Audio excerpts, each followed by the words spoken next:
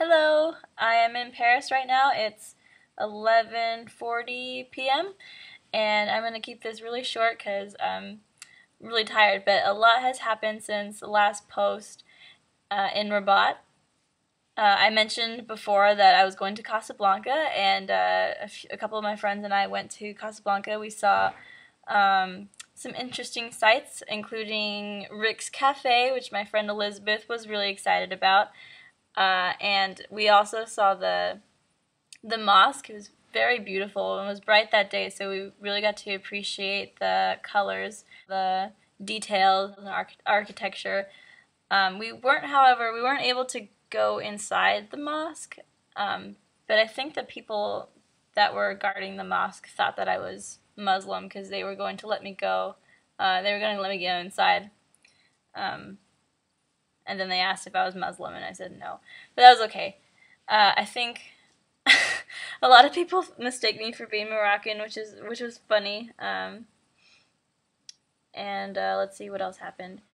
The next day we went to Fez, which is really known for Medinas, and we did a lot of walking through the Medinas. Lots of really cool things to buy, including spices, food, vegetables, fruits, um, along with shoes and lots of really pretty scarves. I bought some scarves myself, and lots of arts and crafts. It's really known for crafts, so there was a lot of that there.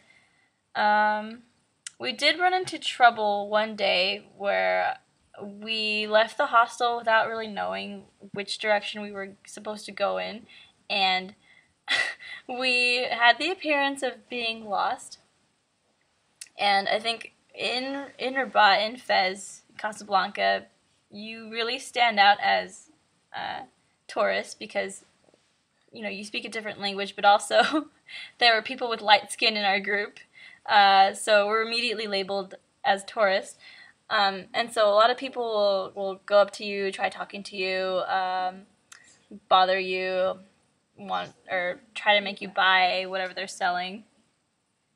So it can be kind of a hassle. So we left the hostel without knowing where we were supposed to go, and um, I think someone approached us, some man approached us and said, "Oh, I'll help you find the direction where you're supposed to go." And so he kind of led us on for I think 15 minutes. We thought he was going to take us to this one place, but he ended up giving us his own little personal tour of Fez, which was not really appreciated considering he led us into a shop and didn't let us leave the shop without having paying him. So that wasn't fun, but I think the rest of the weekend in Fez was quite fun. We met up with some people that were gone the whole week. The hostel was also really nice. So overall, I think it was a great experience. When we got back from Fez the next day, we went to the Faraha, which is a small rural village in the Wuzan region, and it was a neat experience. It was very scenic. There was no cities, lights around, so at night it was beautiful. Lots of green pastures and animals, and the people were very friendly. I will post photos of Faraha soon because it's just so beautiful. I was really depressed when we had to leave. We did some cool activities in Faraha. We planted trees, and my hands aren't really blistered from the shovel anymore, but they were the other day. They kind of stung a little bit. It was fun. We also what else did we do there? We had a party with the villagers, which was which is really cool. We gathered around, had couscous and vegetables and chicken. And then after we had a little dance party with the villagers, which was really fun. A lot of us were really silly and goofy. We didn't, the music was very foreign to us, so we just had fun with it. And afterward, we did some more activities. I went on a little hike with part of the group, and I learned about medicinal plants. So I did do some educational activities while I was in the village. I also played with the children, and they were so adorable. We played games, and we kind of and they involved like holding hands and singing and being silly, and so I really had a lot of fun with them. And to the point where I became a little too attached when we had to say goodbye. I was getting emotional. I think the last thing that we all did together was we had a group of children, and then I was sitting in the center, and I had a cute little girl on my lap, and we were singing the Barney song, like "I love you, you love me, we're a happy family," with a great big hug and a kiss from me to you. Won't you say you love me too? And yeah, saying goodbye. They gave me really, really big hugs and kisses, and some of them were also sad to see me leave. And one of the girls gave me a little heart that she made. It's a really small like pillow. It's sewn, and it's pink and purple. And she said, "I love you," and I said, "I love you too," and then I'll always remember them. um, but yeah, it was sweet.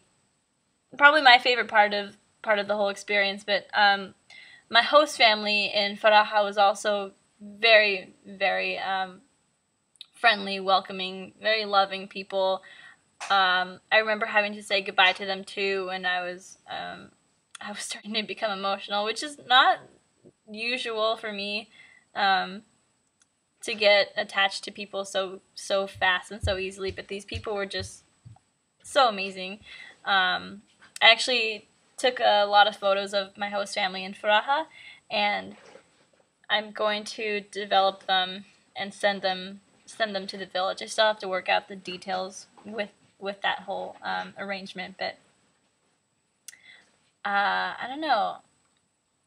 Yeah, I won't be able to contact them otherwise unless I go back and visit, which is a possibility, but we'll see.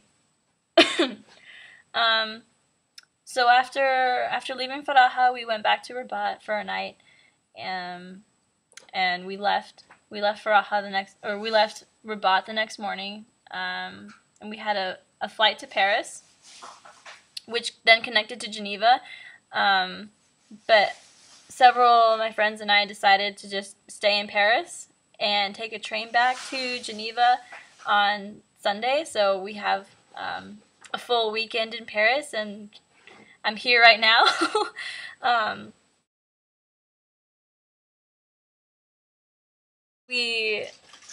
So after we left the hostel, we arrived, or we went to the metro, and we arrived to this place, and we couldn't really see the Eiffel Tower from where we got out of the metro, so we were a little, I don't know, disoriented. We were kind of just looking around and trying to look for the Eiffel Tower because it's pretty tall, and we figured we'd be able to see it, but we couldn't. So we were walking around, and finally we just walked down this one street, and we just turned to the left. There were buildings next to us, so we turned to the left, and we saw the Eiffel Tower in plain sight, lit up at night, and it was moving. It was just such a beautiful sight, and I really appreciated it. We stood by. Where were we? Where was the stop? Like the name of the stop? Trocadero. Yeah, it was Trocadero, and we were standing by these other like fountains and buildings, which are also very pretty, and we took photos of the Eiffel Tower. And then we walked towards the Eiffel Tower. We decided to climb the Eiffel Tower, so we bought tickets and we went up, and it was freezing cold, but it was absolutely worth the trouble.